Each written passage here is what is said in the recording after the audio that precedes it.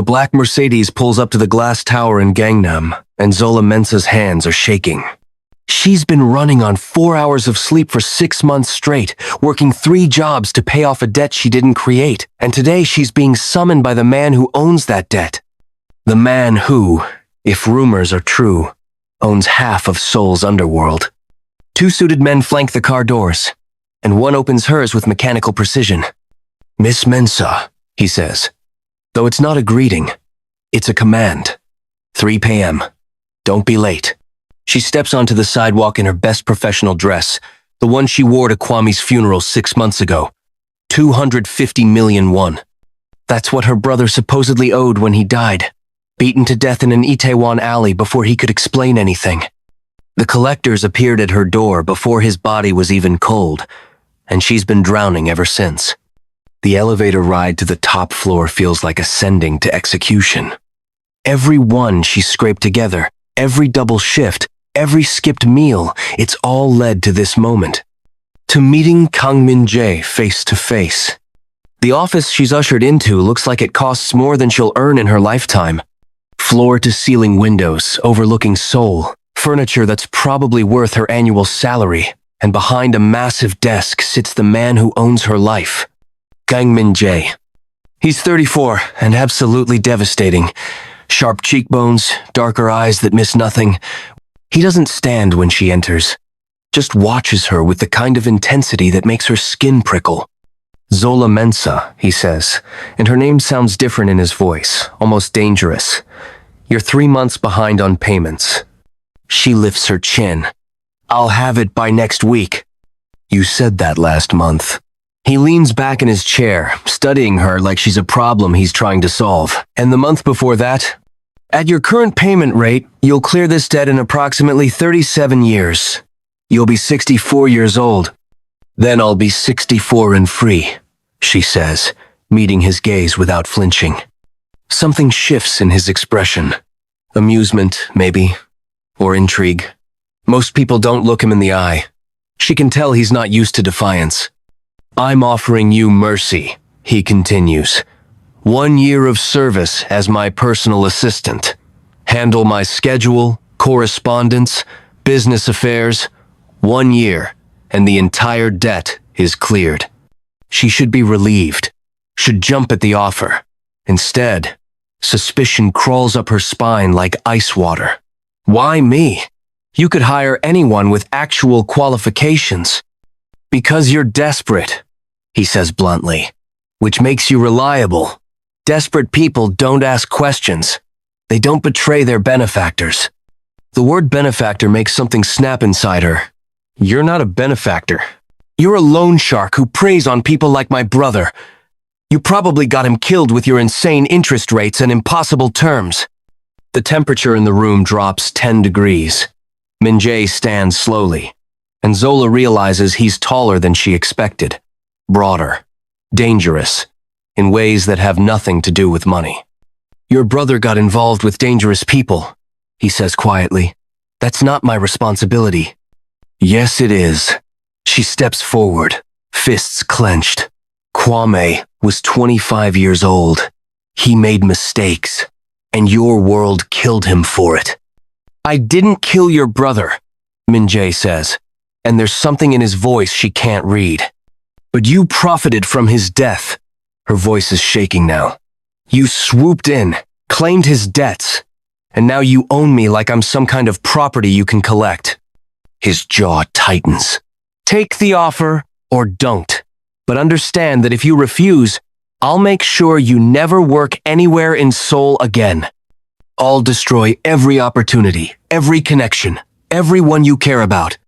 She should be terrified, should back down. Instead, something primal and furious takes over. She crosses the office in 3 strides and spits directly in his face. The room goes absolutely silent. Min-jae's bodyguard moves toward her, but Min-jae holds up one hand, stopping him cold. He wipes the spit from his cheek with deliberate slowness, his eyes never leaving hers. "You should kill me now," Zola says, and she's shaking, but her voice stays steady. "Because if you don't, I swear I'll find a way to destroy you." Min-jae smiles. and it's the most terrifying thing she's ever seen.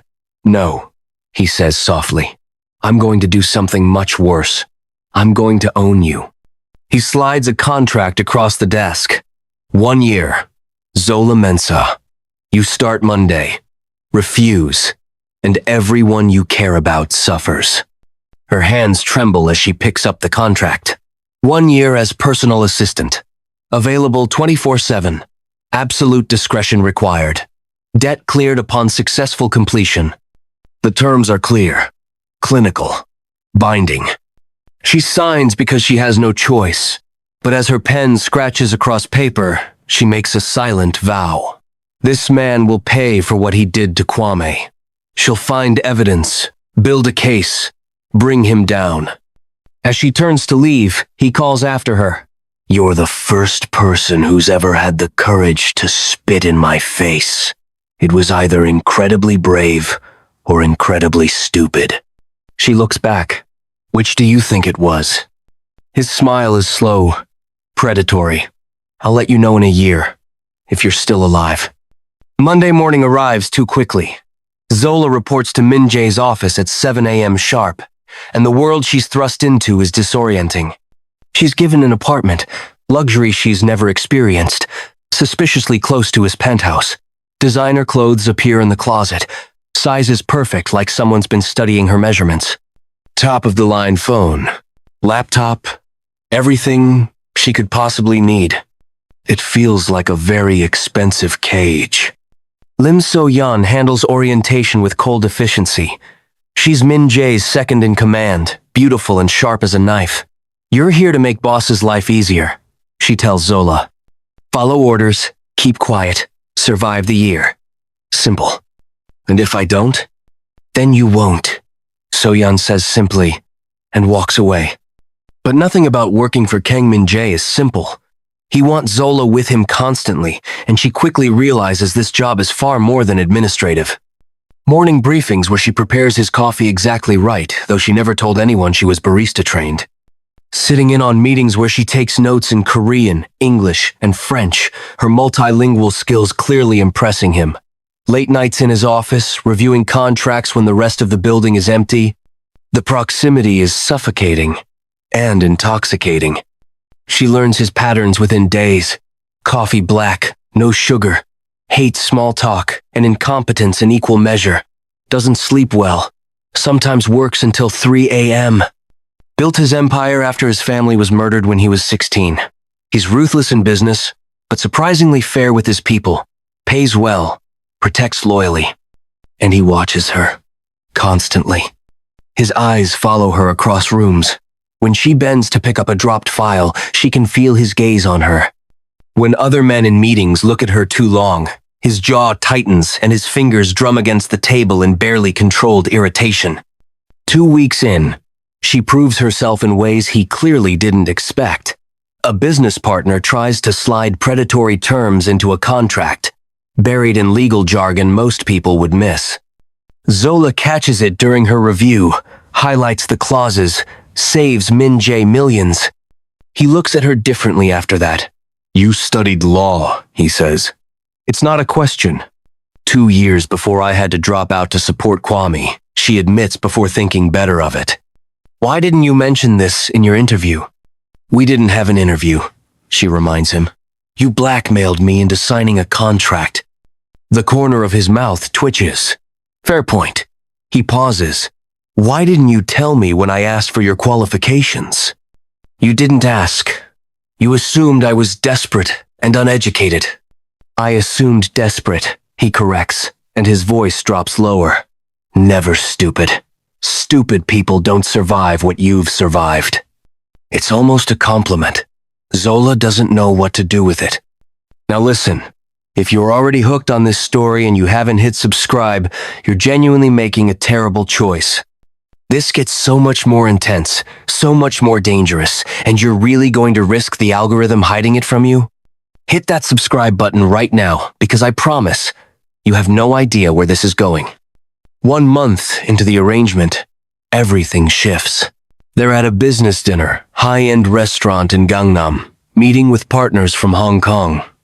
Zola is there to translate, to observe, to be professionally invisible. But one of the partners, drunk on expensive whiskey, makes a comment in Cantonese he assumes she won't understand. Something crude about her body, about what he'd like to do with her after the deal closes. Before Zola can respond, Min-jae has the man by the throat lifted half out of his chair. The entire restaurant goes silent. "Apologize," Min-jae says in perfect Cantonese. Voice, deadly, calm, to her, right now. The man stammers, chokes out an apology.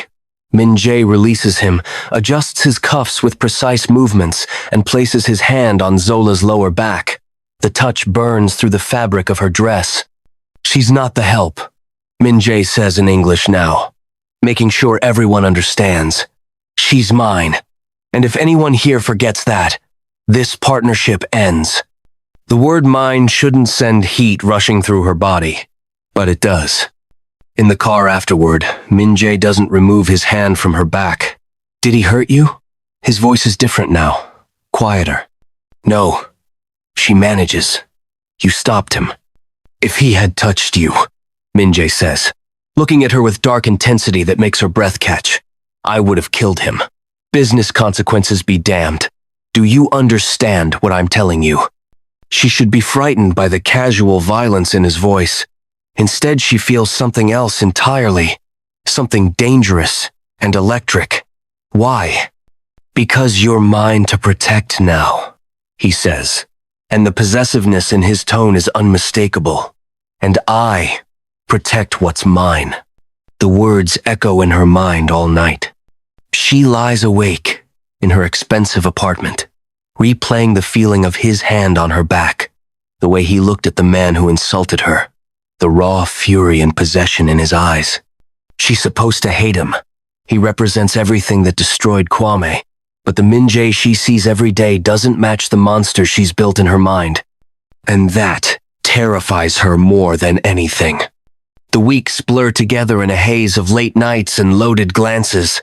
Zola learns things about Min-jae nobody else knows, that he has nightmares and wakes up gasping, that he visits his family's graves every Sunday at dawn, that he's been secretly funding a school in the neighborhood where he grew up.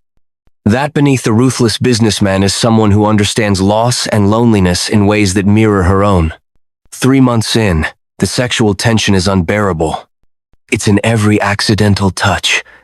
His fingers brushing hers when he hands her documents, her shoulder against his arm in the back seat of his car, the way his eyes track her movements when she crosses his office. One night they're working late, just the two of them, reviewing contracts for an acquisition. Zola reaches for a file on a high shelf and can't quite grasp it. Before she can grab a chair, Min-jae is behind her, his chest against her back, arm extending over her shoulder to retrieve the file. He doesn't move away. "I could have gotten it myself," she says, but her voice comes out breathless. "I know," he murmurs, and his breath is warm against her neck, "but I wanted an excuse to be close to you." The air between them crackles. Neither of them moves. The file is forgotten in his hand. His other hand settles on her hip, fingers spreading possessively. "This is a bad idea," she whispers. "The worst," he agrees, voice rough. But he still doesn't step back. She turns slowly in the cage of his arms. They're face to face now, inches apart. This isn't part of the contract. "Fuck the contract," he says, and kisses her. It's nothing like she expected. There's nothing calculated or controlled about it. He kisses her like he's been dying to, like he's held back for 3 months and can't anymore. His hand slides into her hair, angles her head, and he deepens the kiss until she's gasping against his mouth. She should push him away, should remember who he is, what he represents. Instead, her hands fist in his expensive shirt, and she kisses him back with equal desperation. He lifts her onto the desk in one smooth motion, steps between her legs, and suddenly they're pressed together from chest to hip. When his mouth moves to her neck, she moans his name and feels him shudder against her. His phone rings. The spell breaks like shattered glass. They pull apart. both breathing hard. Zola's lipstick is smeared. His shirt is wrinkled. Her legs are still wrapped around his waist. "We can't do this," she says. But she doesn't sound convinced even to herself. "Why not?" he asks, thumb tracing her swollen bottom lip with devastating gentleness. "Because you own my debt. Because there's a power imbalance. Because I work for you. Because you want me," he finishes. "Say it, Zola. Admit you want this as much as I do." She should lie. Instead, she says, "Yes, I want you, but that doesn't make it right." He steps back slowly, giving her space, but his eyes never leave hers. "Then we stop. Right now. We don't do this again unless you ask me to. Unless you're absolutely sure." It should be a relief. Instead, it's the most exquisite torture. After that night, everything changes. He doesn't touch her again, but the wanting is palpable in every moment. When she wears a dress to a gala, his knuckles go white around his champagne glass. When she laughs at something Baek Ji-hoo says, Min-jae's entire body goes rigid with barely suppressed jealousy. The possession intensifies daily. He starts requiring her presence at personal events that have nothing to do with work. Private dinners, where he watches her eat and asks about her childhood, her dreams, the life she had before debt trapped her. Workouts at his private gym where she's supposed to answer emails but mostly watches him move with lethal grace. One evening, her childhood friend Dante shows up at her apartment unannounced. They're catching up over coffee when there's a knock at the door. Min-jae stands in the hallway, jaw tight, eyes dangerous. "I need to speak with you," he says to Zola. "Now." "It's 8 p.m., she says. "I'm off the clock." "You're never off the clock," he counters. "And who is this?" Dante stands, extends a hand. Dante Osei, friend of Zola's from before all this. Min-jae doesn't shake the offered hand. How good of a friend. The territorial edge in his voice is unmistakable. Zola steps between them. "That's none of your business." "Everything about you is my business," Min-jae says, eyes fixed on her. "You signed a contract, remember? The contract makes me your assistant, not your property." "Then why?" he asks, stepping closer until she can feel his heat. "Do I feel like I own every breath you take? Why can't I stop thinking about you? Why do I want to kill any man who looks at you?" Her heart hammers against her ribs. "This is insane." "I know," he says, "and I don't care anymore." Dante clears his throat uncomfortably. "I should go." After he leaves, Min-jae and Zola stand in her apartment doorway, the tension thick enough to cut. "You can't do this," she says. "Show up here. Act like you have some claim on me." "Don't I?" His voice is low, dangerous. "Don't I have a claim, Zola? When I think about you every second of every day? When I can't sleep because I'm imagining you in my bed? When other men breathing the same air as you makes me want to commit violence?" She should tell him to leave. Instead, she grabs his shirt and pulls him inside, kicks the door shut behind them. "You're impossible," she breathes. "So are you," he says, backing her against the wall. "You make me forget everything I know about control." "Then stop controlling," she whispers. "Stop holding back." "Ask me," he demands, hands framing her face. "Ask me to stay. Ask me to touch you. Ask me for what we both want." But she can't. Not yet. Because once they cross this line, there's no going back. And she's still not sure if he's the man protecting her or the monster who destroyed her brother. "I can't," she finally says, and watches something break in his expression. He steps back, runs a hand through his hair. "Then I'll wait," he says quietly. "But not forever, Zola. Eventually, you're going to have to decide if I'm worth the risk." After he leaves, she finds a gift on her counter. A first edition of her favorite book, Beloved by Toni Morrison, worth thousands of dollars. The note tucked inside says simply, "I pay attention to everything about you. Always. M." She holds the book to her chest, and admits the truth she's been avoiding. She's falling for Kang Min-jae. Completely. Catastrophically.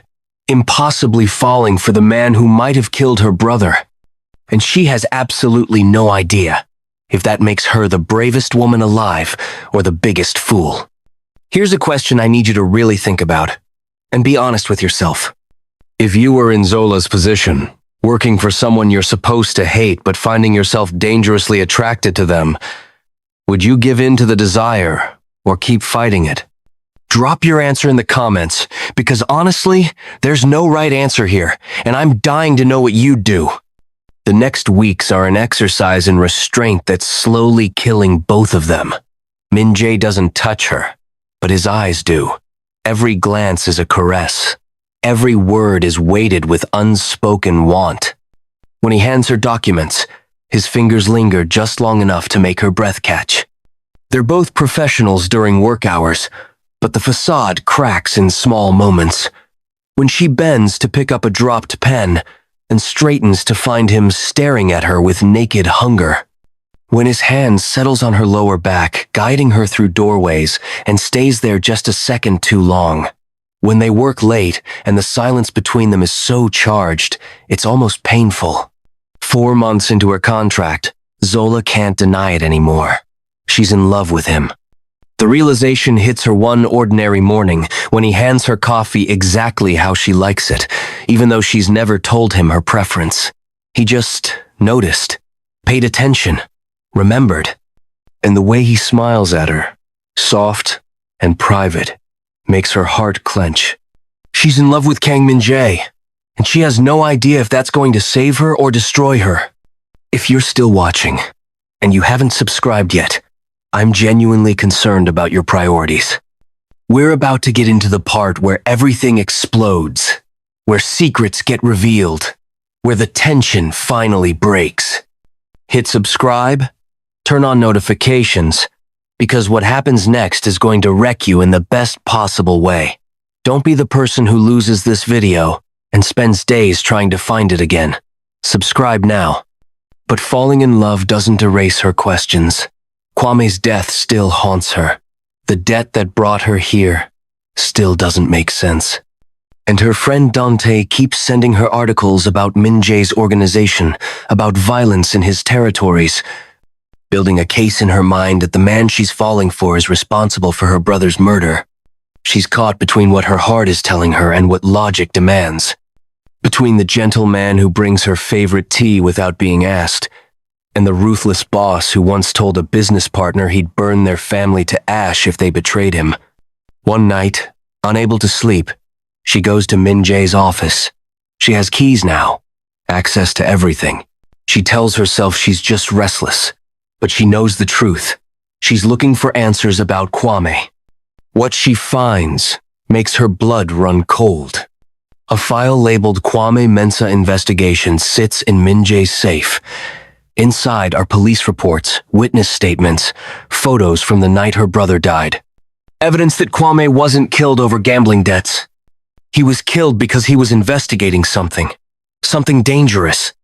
And Min-jae has known the whole time.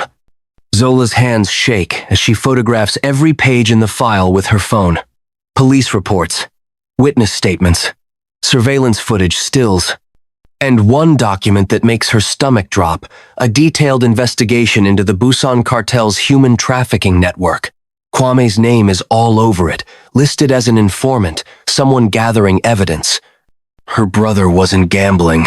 He was trying to save people. And Min-jae knew. This whole time, he knew. She's replacing the file when the office lights blaze on.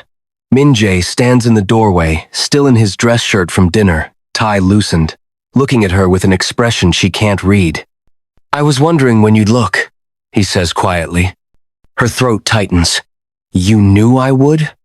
"I've known you'd search for answers since the day you signed that contract." He steps into the office, closes the door behind him. "I left that file where you could find it. Where you'd eventually find it." The manipulation in that statement makes anger flash hot through her veins. "So this is another one of your games? Another test?" "No," he says, and crosses to his desk. This is me waiting for you to be ready for the truth. Then tell me the truth, she demands. All of it, right now, or I walk out of here and you never see me again. He looks at her for a long moment, then pulls out another file, this one thicker. Sit down, Zola. Please. She doesn't sit. She stands, with her arms crossed, every muscle tense. Your brother wasn't killed over gambling debts, Min-jae begins. He was investigating the Busan cartel's human trafficking operation. He'd been gathering evidence for months, working with someone on the inside, planning to go to international authorities. Who was he working with? I don't know yet. But when the cartel found out, they eliminated him, made it look like a debt collection gone wrong. The gambling debt was manufactured after his death, used as a cover story. Zola's legs suddenly feel weak. She sits. By who? By the cartel. They have connections everywhere, police, government, even in my organization.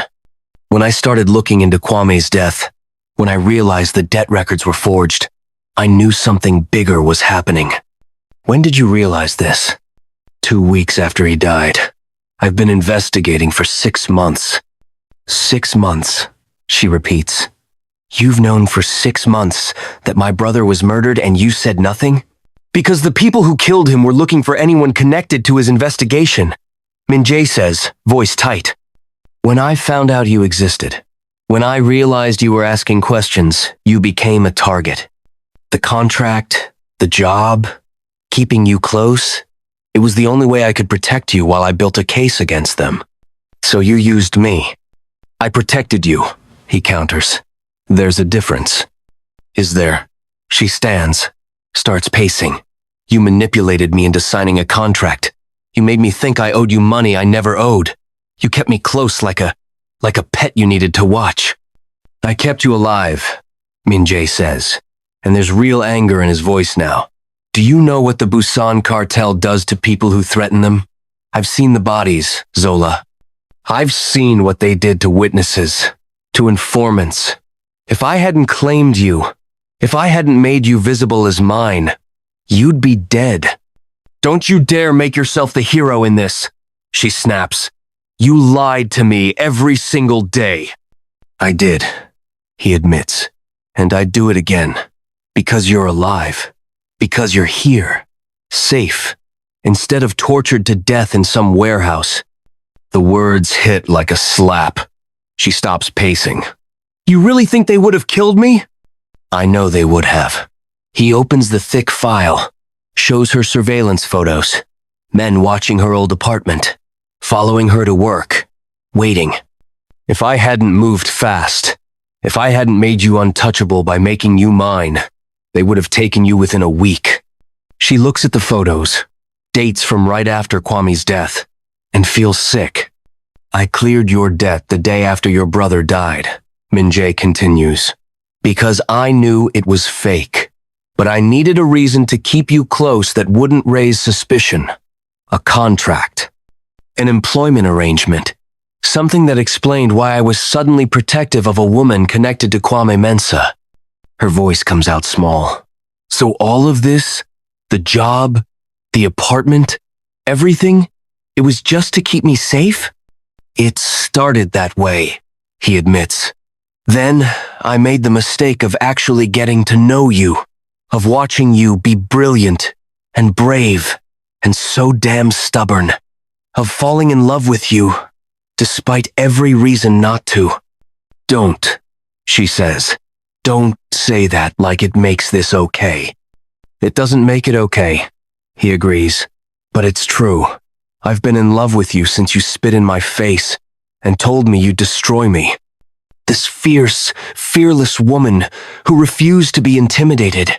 I wanted to protect you, and somewhere along the way that became... He pauses. Everything. Tears burn her eyes. I don't know if I can believe you. Then don't believe my words, he says, and pulls out more files. Believe the evidence. These are the files I've been building for months. Everything I have on the cartel, their operations, their connections, the people who killed Kwame. I'm taking them down, Zola. For your brother, For you, for every person they've hurt. She looks at the mountain of evidence, months of work, and something shifts. Why are you showing me this now? Because you deserve the truth. And because he meets her eyes, I need your help. My help? You know things about Kwame I don't. Places he went, people he knew. If he was working with an inside source, you might be able to help me find them. Together, we can finish what he started. Before she can respond, her phone buzzes. A text from Dante. Need to see you. Now. It's about Kwame. I have information. She shows Min-jae. He frowns. When did Dante start contacting you about this? He's been sending me articles for weeks. About your organization, about violence in your territories. Building a case that you were responsible. Min-jae's expression goes very cold. And you never mentioned this to me? Because I didn't trust you, she says. I thought he was helping me find the truth. Or he was manipulating you, Min-jae says. Zola, think about it. Who benefits from you hating me? Who benefits from you believing I killed Kwame? Understanding crashes over her like ice water. The cartel. If I hated you, if I was working against you, I'd be destroying your investigation from the inside. Exactly. Min-jae is already moving, pulling on his jacket. We need to go. Now. If Dante is connected to this, you're not meeting him alone. I can handle Dante. I'm sure you can, he says. But you're not going to have to. Okay. Real talk. If you're not subscribed yet, after everything that just happened, I'm genuinely worried about you. We're about to walk into a trap. There's going to be a massive betrayal, and you're going to want to watch this channel obsessively. Hit subscribe right now, turn on notifications, because what happens in the next few minutes is going to blow your mind. They arrive at the address Dante sent, an abandoned warehouse in Itaewon. Min-jae has Baek Ji-hoo and 3 other men with them, heavily armed, staying back but ready. This feels wrong, Zola says as they approach. It is wrong, Min-jae agrees, but we need to know what he knows. Inside, Dante is waiting, but he's not alone. 6 men surround him, all armed, all wearing the tattoos Zola recognizes from the cartel files. I'm sorry, Dante says, and he actually looks pained. But you weren't supposed to fall for him, Zola. You were supposed to get evidence and get out. Her world tilts. You're working with them? I've been undercover with the cartel for a year, Dante explains. After Kwame died, I infiltrated to get justice. But the deeper I got, the more I understood. They're bigger than Min-jae, bigger than anyone. The only way to survive was to, he pauses, adapt. You mean betray everything Kwame stood for, Min-jae says coldly. Kwame is dead, Dante snaps. I'm alive, and I plan to stay that way. He looks at Zola. They wanted me to bring you in months ago, but I convinced them to let me use you first. Get you close to Min-jae. Have you sabotage his investigation from the inside. I didn't expect you to actually fall in love with him. Her hands clench into fists. Kwame trusted you. Kwame got himself killed, Dante says flatly. I won't make the same mistake. He nods to the cartel men. Take them both. Alive if possible, but dead works too. Everything happens fast. Min-jae moves first, pulling Zola behind him as he draws his weapon. Gunfire erupts. She drops low, sees Ji-hoo and the others crashing through windows, returning fire. This way! Min-jae shouts, hand iron tight around her wrist. They run through the warehouse, bullets tearing through crates around them.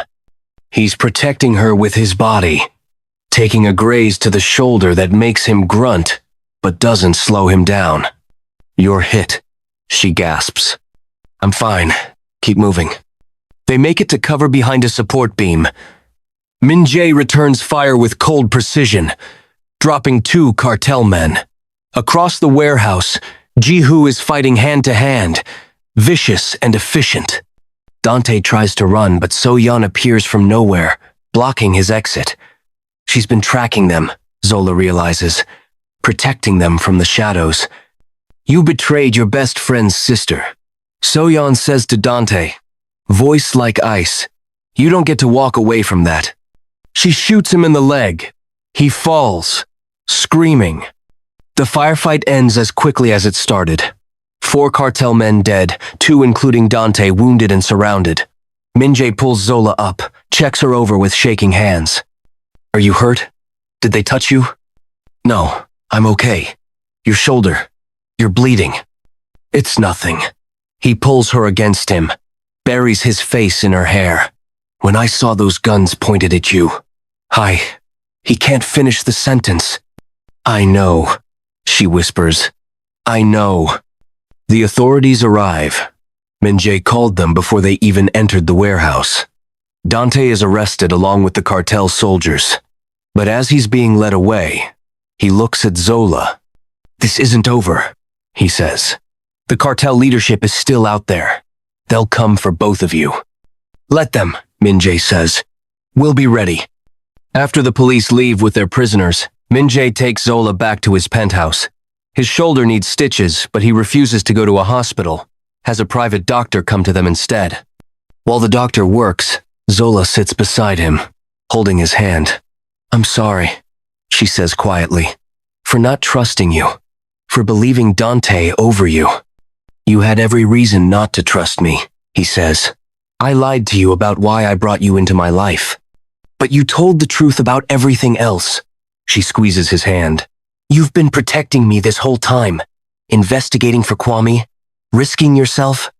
Because I love you, he says simply, and I'd risk everything for you. The doctor finishes, leaves them alone. Zola helps Min-jae into a clean shirt, her hands gentle on his wounded shoulder. I love you too, she admits. I've been fighting it for weeks, but I can't anymore. I love you, Min-jae. Even though you're impossible and controlling and you lied to me. He catches her wrist, pulls her onto his lap carefully. Does this mean you're staying? After the contract ends? After all of this? Are you staying? She cups his face. Where else would I go? You're the only person who's ever protected me instead of using me. The only person who sees me as more than Kwame's sister or a debt to collect. He kisses her then, soft and claiming, and it's different from the desperate kiss in his office. This is a promise, a commitment. They make love that night despite his injury, slow and tender. He worships her body like she's precious, shows her with every touch how much she means to him. When he finally slides inside her, they both gasp, holding each other tight, the connection deeper than just physical. I'm yours, she whispers against his mouth. Completely yours.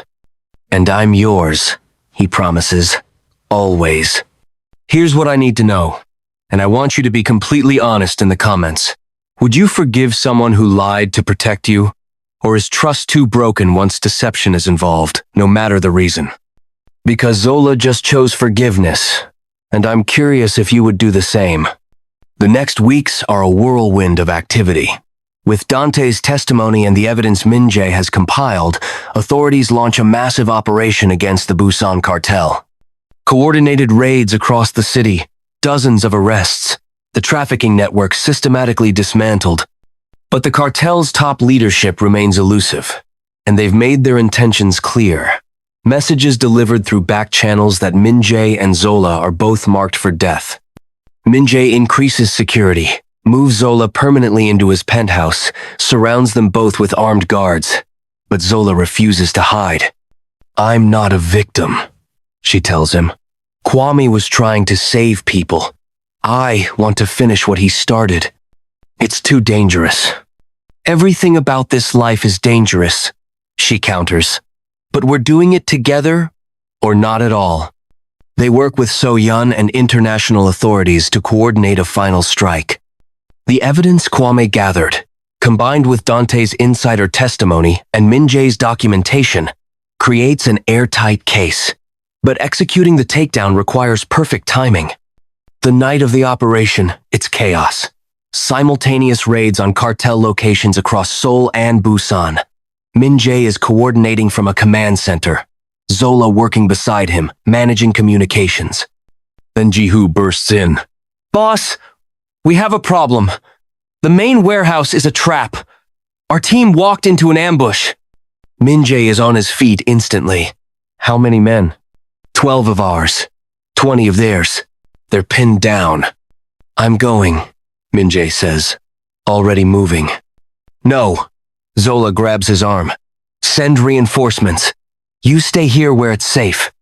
He looks at her. Those are my people. I don't send them into danger. I won't face myself. She knows that tone. Knows nothing will change his mind. Then I'm coming with you. Absolutely not. You don't get to protect me while walking into a death trap yourself, she says. We're partners, remember? Equal in all things. That was the deal. They arrive at the warehouse with backup, armed and ready. Gunfire echoes from inside. Min-jae's team is trapped in a corner, surrounded, outgunned. Zola makes a decision. She finds a side entrance, slips in while Min-jae is planning the assault. She's not trained for combat, but she's smart and desperate. She creates a distraction, sets off a fire alarm, throws anything she can find to draw attention. It works. The cartel soldiers turn toward the noise, and in that moment of confusion, Min-jae's team breaks free. What follows is brutal, close-quarters fighting. But with the element of surprise regained, the tide turns. When the smoke clears, most of the cartel soldiers are down. The leadership that was coordinating from this location is captured. Min-jae finds Zola hiding behind a crate, adrenaline still pumping, and he's furious and terrified in equal measure. What the hell were you thinking? You could have been killed. Your people were dying, she says. I had to do something. You were supposed to stay safe, he nearly shouts. I was keeping you safe, she shouts back, by making sure you didn't lose half your team trying to rescue the other half. They're both breathing hard, covered in dust and minor cuts. Then he's kissing her, desperate and relieved, and she's kissing him back with equal intensity. Don't ever do that again, he says against her mouth. Don't walk into death traps, she counters. Deal, he agrees, and kisses her again. The operation is a success. The cartel's leadership is decimated, most arrested, a few killed in the raids.